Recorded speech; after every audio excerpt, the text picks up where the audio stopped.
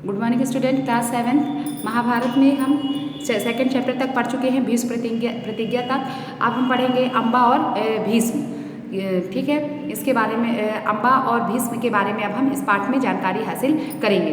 सत्यवती, अभी तक आपने जान लिया कि सत्यवती के साथ जो है शांतनु का विवाह हो जाता है और गंगा जो है उन्हें छोड़कर चली जाती है। गंगा के छोड़ने के बाद सत्यवती के साथ उनका विवाह हो जाता है और विवाह होने के बाद सत्यवती के पुत्र चित्रांगद बड़े ही वीर परंतु स्वेच्छाचारी थे। एक बार किसी गंधर्व के साथ युद्ध हुआ और उसमें वे मारे गए। उनके कोई पुत्र ना था, इसलिए उनके छोटे भाई विचित्रवीर हस्तिनापुर की राजगद्दी पर बैठे। विचित्रवीर की आयु उस समय बहुत छोटी थी, इस कारण उनके बालिग होने तक राजकाज भीष्म को ही संभालना पड़ा। जब विचित्रवीर विवाह के योग्य हुए तो भीष्म को उनके विवाह की चिंता हुई। उन्हें खबर लगी कि काशी राज की कन्याओं का स्वयंवर होने वाला है। यह जानकर भीष्म बड़े खुश हुए और स्वयंवर में सम्मिलित होने के लिए काशी रवाना हो गए। भीष्म जो है काशी चले गए और देश विदेश के अनेक राजकुमार उस स्वयंवर में भाग लेने के लिए आए हुए थे। राजपुत्रियों को पाने के लिए आपस में बड़ी स्पर्धा थी। स्पर्धा मतलब क्या होता है? प्रतियोगिता थी। क्षत्रियों में भीष्म की प्रतिज्ञा की प्रतिष्ठा अद्वितीय थी। उनके महान त्याग और भीष्म प्रतिज्ञा का हाल सब जानते थे। सभी लोग जानते थे भीष्म प्रतिज्ञा के बारे में, लेकिन वे सब आश्चर्य पड़ गए कि ये स्वयंवर में सम्मिलित क्यों हुए हैं। इसलिए जब वह स्वयंवर मंडप में प्रविष्ट हुए, प्रविष्ट मतलब पहुंचना, जब पहुंचे तो राजकुमारों ने सोचा कि वह सिर्फ स्वयंवर देखने के लिए आए होंगे, परंतु जब स्वयंवर में सम्मिलित होने वालों में भीष्म ने भी अपना नाम दिया तो अन्य कुमारों को निराश होना पड़ा। उनको क्या पता था कि दृढ़व्रती भीष्म अपने लिए नहीं वरन अपने भाई के लिए स्वयंवर में सम्मिलित हुए हैं। भीष्म जो है अपने लिए स्वयंवर में सम्मिलित नहीं हुए थे, अपने भाई के लिए सम्मिलित हुए थे। सभा में खलबली मच गई। चारों ओर से भीष्म पर फब्तियां कसी जाने लगी और सब लोग फब्तियां कसना मतलब मजाक उड़ाना, और इस तरह भीष्म का जो है चारों तरफ से मजाक उड़ने लगा। माना कि भरतवंशी भीष्म बड़े बुद्धिमान और विद्वान हैं, स्वयंवर में से इन्हें क्या मतलब, इनके प्रण का क्या हुआ? जीवन भर ब्रह्मचारी रहने की इन्होंने जो प्रतिज्ञा की थी क्या वह झूठी थी? इस भांति सब राजकुमारों ने भीष्म की हंसी उड़ाना शुरू कर दिया। यहाँ तक कि काशीराज की कन्याओं ने भी भीष्म की तरफ से दृष्टि फेर ली और उनकी अवहेलना सी करके आगे की ओर चल दी। भीष्म इस अवहेलना को सह न सके। उन्होंने सभी राजकुमारों को हराकर तीनों राजकन्याओं को बलपूर्वक रथ पर बैठा लिया और हस्तिनापुर को चल दिए। सोभ देश का राजा शाल्व बड़ा वीर था। काशीराज की सबसे बड़ी कन्या अम्बा उस पर अनुरक्त थी, मतलब प्रेम करती थी। किससे? सोभ देश के राजा शाल्व से काशीराज की जो बड़ी पुत्री अम्बा थी वह उससे प्रेम करती थी और उसको मन ही मन अपना पति मान चुकी थी। शाल्व ने भीष्म के रथ का पीछा किया और उसको रोकने का प्रयत्न किया। इस पर भीष्म और शाल्व के बीच घोर युद्ध छिड़ गया। भीष्म ने उसे हरा दिया। उन लोगों के बीच में युद्ध हुआ और भीष्म ने उसे हरा दिया, किंतु काशीराज की कन्याओं की प्रार्थना पर उसे जीवित ही छोड़ दिया। लेकिन काशीराज की जो कन्याएं थी उन्होंने प्रार्थना की कि इसे जीवित छोड़ दिया जाए, तो शाल्व को उसने छोड़ दिया और भीष्म काशीराज की कन्याओं को लेकर हस्तिनापुर पहुंचे। विचित्रवीर के विवाह की सारी तैयारी हो जाने के बाद जब कन्याओं को विवाह मंडप में ले जाने का समय आया तो काशीराज की बड़ी बेटी अम्बा एकांत में भीष्म से बोली, गंगे, मैंने अपने मन में सोभ देश के राजा शाल्व को अपना पति मान दिया था। इसी बीच आप मुझे बलपूर्वक यहाँ ले आए हैं। मेरे मन की बात जानने के बाद आप मेरे बारे में अब जो उचित समझे करें। अब मेरे बारे में आप जो उचित समझे वही करें। तो भीष्म को अम्बा की बात जच गई और उन्होंने अम्बा को उसकी इच्छा अनुसार उचित प्रबंध के साथ शाल्व के पास भेज दिया। उसने शाल्व के पास अम्बा को भेज दिया और अम्बा की दोनों बहनों अंबिका और अम्बालिका का विचित्रवीर के साथ विवाह कर दिया। अम्बा और अम्बालिका का दोनों का विचित्रवीर के साथ विवाह हो गया। अम्बा अपने मनोनीत पर शोभराज शाल्व के पास गई और सारा वृत्तांत कह सुनाया। उसने कहा, राजन, मैं आपको ही अपना पति मान चुकी हूँ। मेरे अनुरोध से भीष्म ने मुझे आपके पास भेजा है। आप मुझे अपनी पत्नी स्वीकार करने।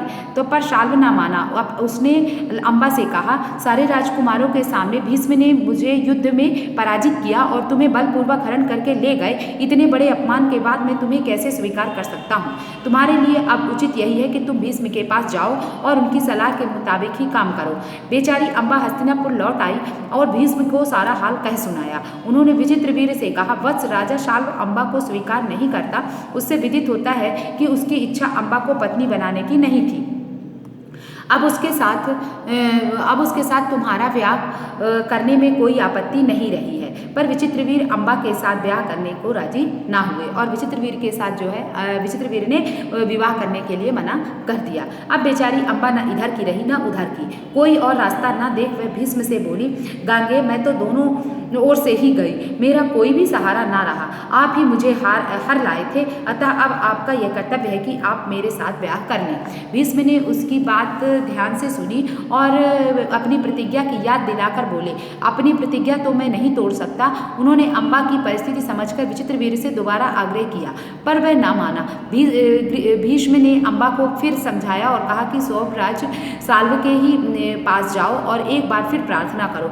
लाचार अम्बा फिर शाल्व के पास गई और उसकी बहुत मिन्नतें की, लेकिन दूसरे की जीती हुई कन्या को स्वीकार करने से सौभराज ने साफ इनकार कर दिया।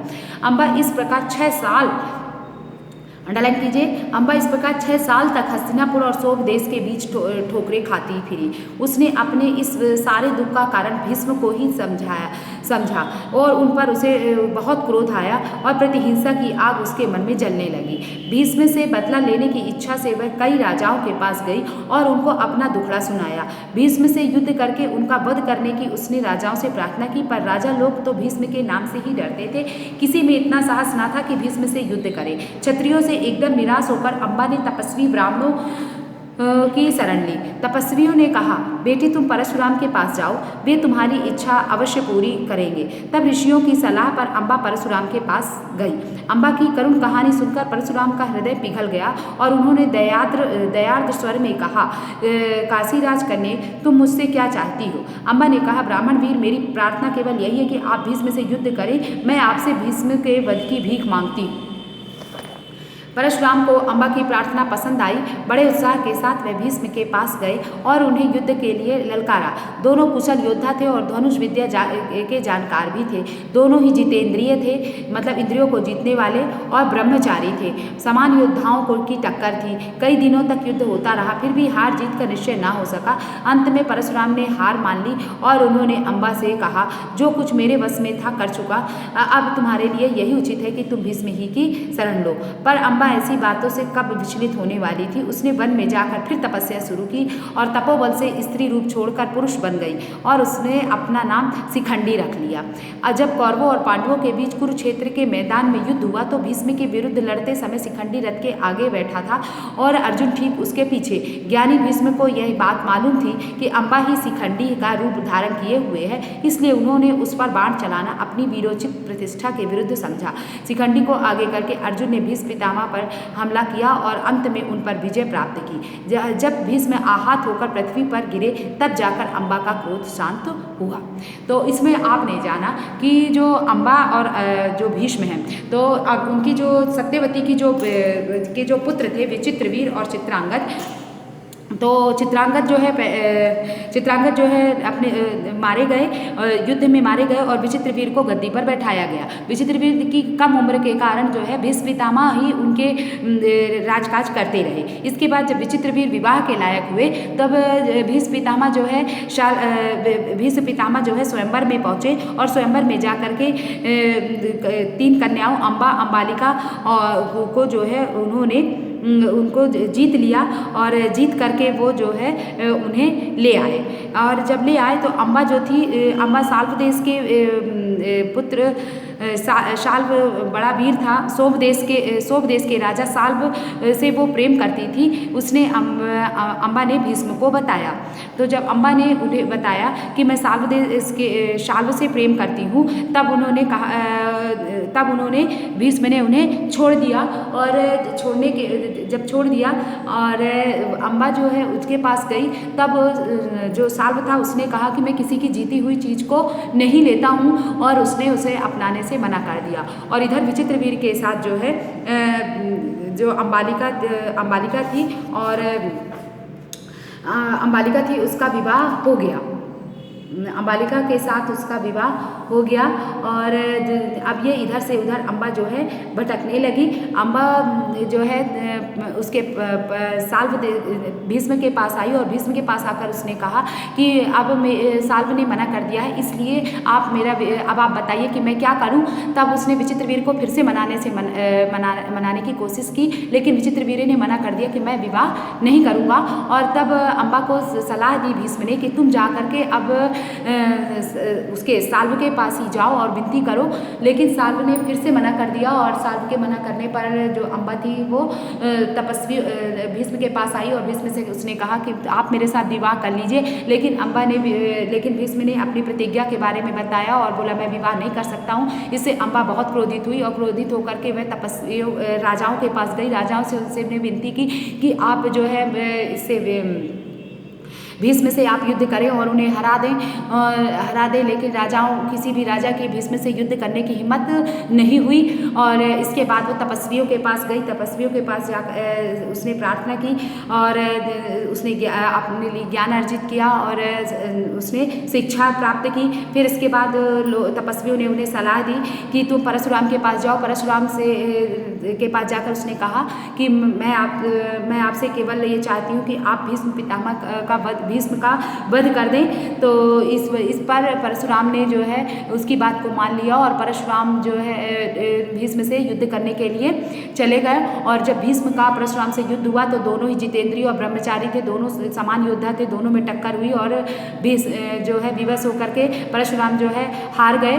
परशुराम ने हार मान ली और जब परशुराम ने हार मान ली तब अब क्या करती अम्बा।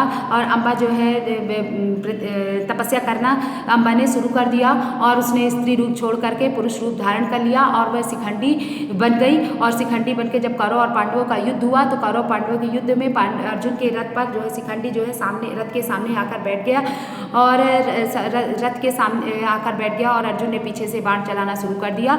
और जिससे भीष्म ने युद्ध जो है बाण चलाना उचित नहीं समझा, क्योंकि भीष्म समझ रहे थे कि शिखंडी ही अम्बा है और औरत पर जो है शस्त्र चलाना सही नहीं होगा। इसलिए उसने जो है भीष्म ने शस्त्र नहीं चलाया और भीष्म ने जो है शस्त्र नहीं चलाया तो अर्जुन ने भीष्म पर शस्त्र चला दिए और जिस वजह से भीष्म की मृत्यु हो गई। और जब भीष्म की मृत्यु हुई तब अम्बा का क्रोध जो है वो शांत हो गया।